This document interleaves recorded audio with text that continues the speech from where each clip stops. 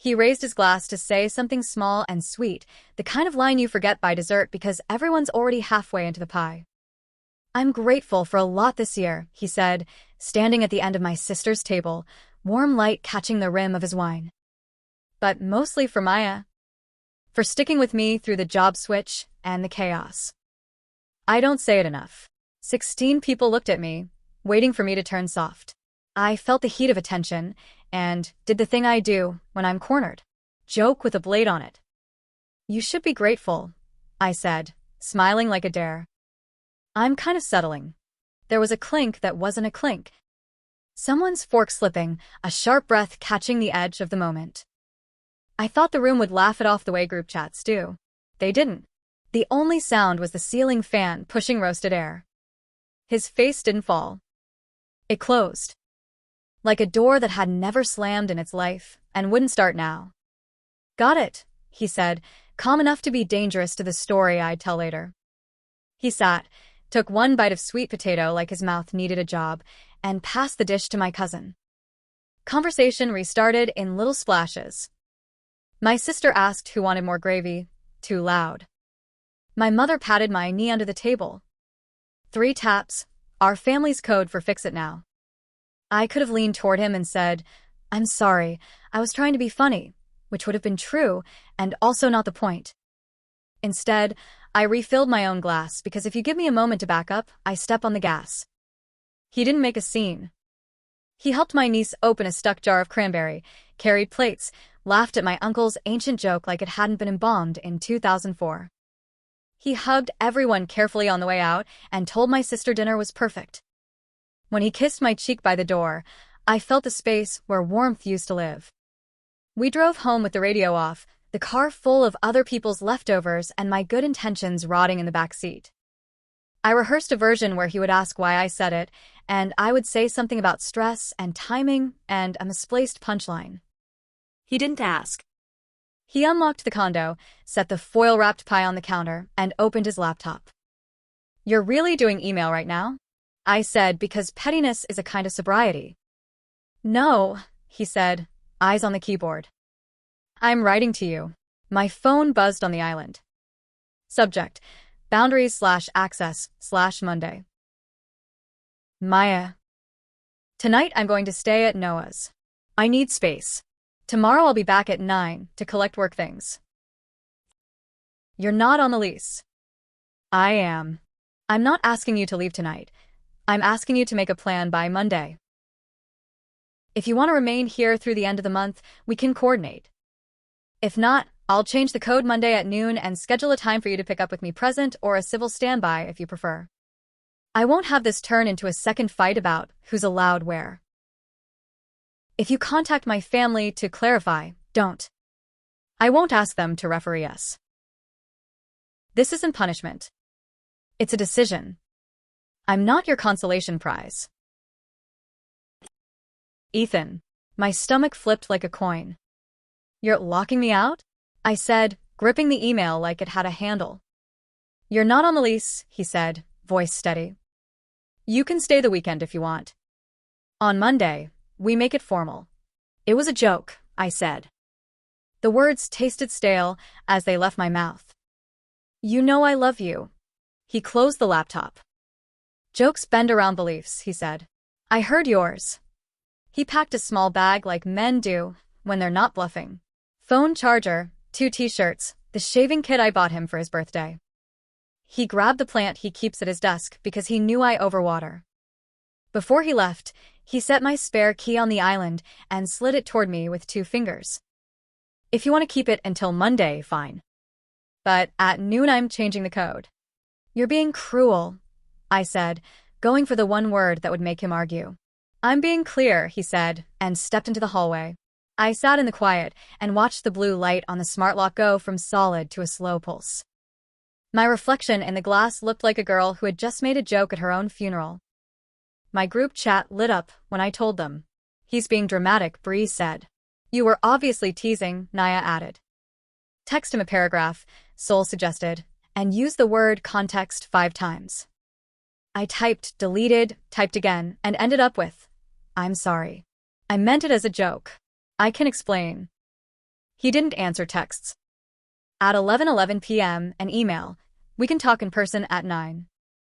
He signed it E instead of the ridiculous pet name he'd always hated, and let me keep anyway. I didn't sleep. I wrote apologies in my head. I practiced crying without the mess. I tried on lines in the mirror and hated all of them. At 8:57 a.m., the lock blinked blue, and he walked in with a banker's box and that careful look people wear when they're moving around glass. Is this really happening? I asked. Yes, he said, setting the box on the table. I'm not doing the slow bleed where we pretend we're okay for 3 months and poison everything else. You'd throw us away over one sentence? I said because minimization is free. I'm leaving because one sentence matched the pattern, he said. You jab when you're scared. You call it humor. I have let it nick me for a year because I love you. Yesterday you did it in a room full of the people who taught me to love. I wanted to argue that his mother smiled at me after and told me to come by for leftovers, that my niece still thinks I'm the cool aunt he brought into their lives.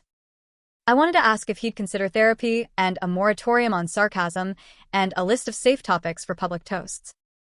I wanted another chance. What I said was the cheapest line I own. Nobody's perfect. I'm not asking for perfect, he said. I'm asking for safe. He collected his work laptop, headphones, running shoes, a hoodie. He left my favorite sweatshirt because he knows who cries into it.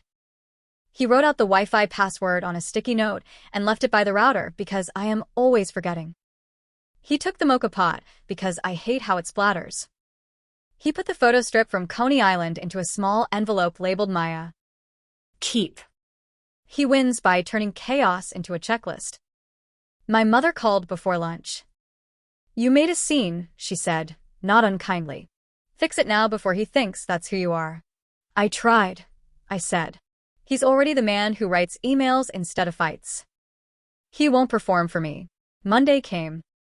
At 11:58 a.m., I stood in the entry, clutching the key that wasn't mine. At noon, his email landed. Code changed. Your window to collect anything else is Wednesday 6 to 8. I'll be here, or I can schedule a civil standby. My full name in the subject line made me feel like a stranger. I went to my sister's. She hugged me with the kind of pity I hate. He's right, she said quietly while stirring sauce. You cut when you're scared. You cut him in front of us. I was trying to be funny, I said for the 50th time. Then maybe be boring, she said, not mean. Boring would have kept you warm. Wednesday, the apartment looked like the scene of a polite storm. My things were in clear bins with labels. Closet M, vanity M, books M. On the kitchen island, an inventory sheet with checkboxes and a QR code to a video of him packing each bin. He offered to walk through with me. I shook my head because the flood would start if I heard his voice say, "This is your necklace. I don't need it." Do you want the stand mixer? He asked, practical to the end. You bake more. You keep it, I said.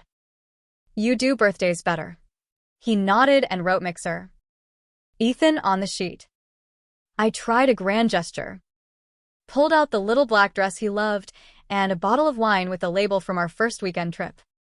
I laid them on the couch like offerings to a god I had insulted. He didn't touch either. We're not going to sleep together to make this easier, he said. You deserve a real yes. So do I. He never posted about it. He didn't text my mother a rebuttal or send my sister the inventory as proof he wasn't the villain. He changed the code, put things in boxes, and gave me 2 windows to pick up a life I had poked holes in. He refused to be the man who begs to be wanted.